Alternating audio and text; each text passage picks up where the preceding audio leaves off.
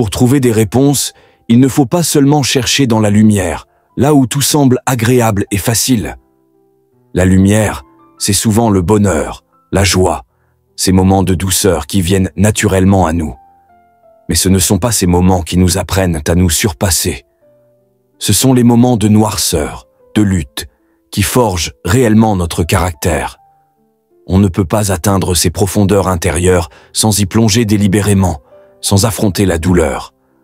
La vie nous amène parfois dans ces zones sombres, mais c'est en choisissant d'y aller, en étudiant ces moments difficiles, qu'on peut vraiment en sortir grandi. Je suis reconnaissant pour tous vos aides, chers collaborateurs. Merci beaucoup pour vos conseils et soutiens qui permettent cette chaîne YouTube à 2500 abonnés. Merci vos partages, et si vous êtes nouveau, n'oubliez pas de s'abonner pour plus de contenu et restez jusqu'à la fin de la vidéo. Je n'ai pas appris à lire et écrire correctement avant d'être en terminale. Alors, comment j'en suis arrivé à écrire de cette manière aujourd'hui? J'ai dû aller dans des endroits sombres de mon esprit, des endroits que peu de gens osent explorer. Ce n'était pas qu'une souffrance physique quand j'étais enfant et que je voyais ma mère se faire battre, ou quand moi-même je subissais des violences. C'était aussi psychologique.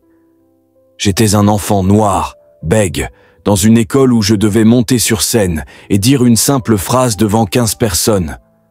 Je bégayais, je me sentais dévasté, toutes mes insécurités ressurgissaient. Je rentrais chez moi et je pleurais. À ce moment-là, je me sentais brisé, complètement perdu. Mais en grandissant, j'ai compris qu'il fallait étudier ces moments.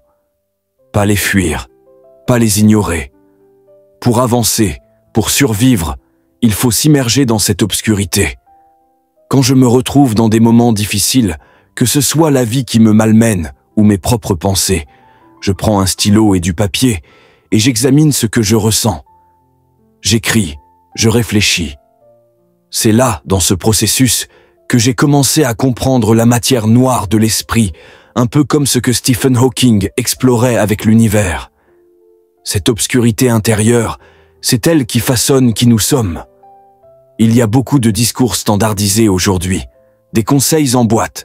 Sois discipliné, lève-toi tôt, prends une douche froide, fais ceci, fais cela. Mais ces conseils, aussi valables soient-ils, ne prennent pas en compte le véritable obstacle qui se trouve dans notre esprit. Notre esprit, c'est comme un garage encombré.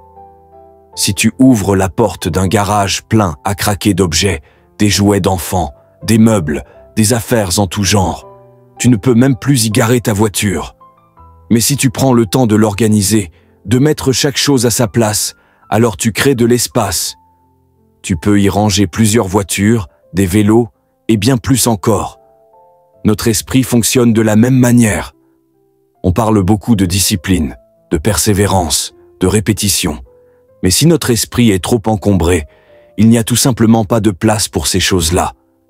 C'est pourquoi tant de gens échouent à maintenir leur discipline sur le long terme. Leur esprit est rempli de pensées, d'inquiétudes, de responsabilités désorganisées. C'est comme un disjoncteur qui saute sous la surcharge.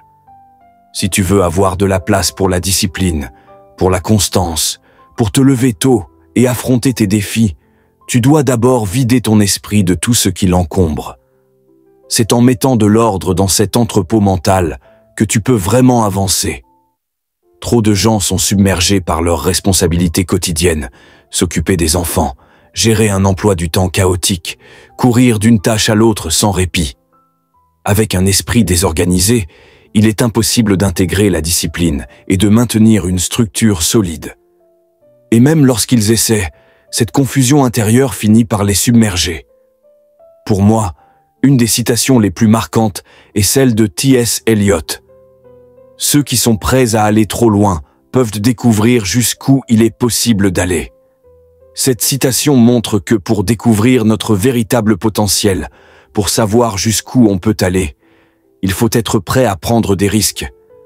Il faut risquer d'échouer, de se faire critiquer, de sortir de sa zone de confort.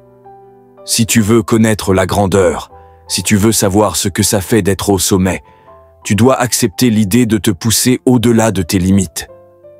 Parfois, Dieu donne une vision à une personne pour qu'elle guide les autres. Peut-être que c'est toi qui es destiné à sortir ta famille d'un cycle de pauvreté ou de limitation.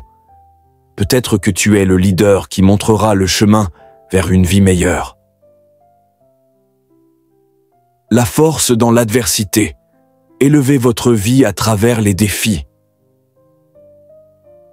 Dans la vie, nous sommes souvent confrontés à des défis, des souffrances et des épreuves.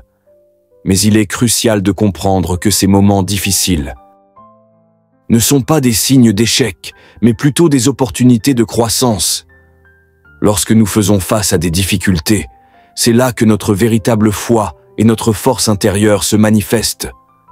Ce n'est pas dans la facilité ou dans les moments de confort que nous découvrons notre véritable potentiel, mais dans les épreuves que nous surmontons.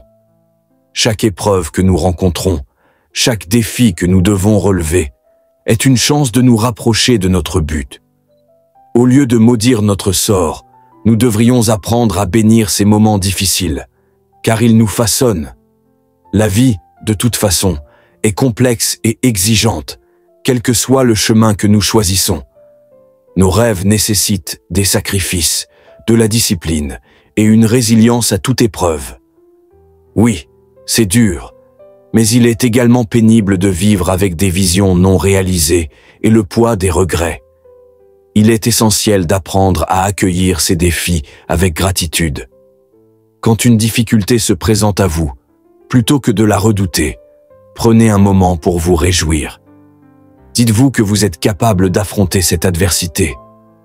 Trop souvent, nous vivons dans un confort excessif qui peut nous rendre paresseux et apathiques. Chaque défi est une invitation à sortir de notre zone de confort et à embrasser notre potentiel. Être un homme ou une femme digne de ce nom ne se construit pas sans souffrance. Cela implique souvent de passer par des moments difficiles et d'apprendre à les surmonter. L'idée que la douleur et la souffrance sont des prérequis pour le développement personnel est une vérité universelle.